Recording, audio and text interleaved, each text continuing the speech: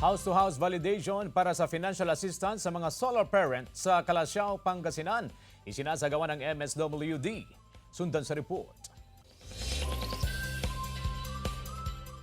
Malawakan ng pag-iikot ng mga kawani ng Municipal Social Welfare and Development Office sa mga barangay para i-monitor ang mga solo parents sa Calasiao, Pangasinan.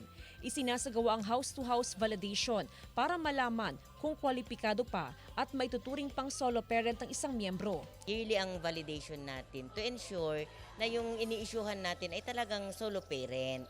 Mula sa mahigit 400 solo parent noong 2023, umaabot na lang ito ngayon sa mahigit 150. Paliwanag ng MSWD, karamihan sa mga dating solo parent hindi na nag-renew sa MSWD dahil hindi na sila kwalipikado.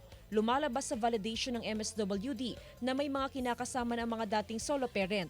Titignan natin kung anong nangyari doon sa mga iba na dating solo parent sila. So, pwedeng may mga asawa na, may mga partner na sa buhay, hindi na qualified na as solo parent, or pwedeng wala na silang anak na menor de edad na nasa poder nila.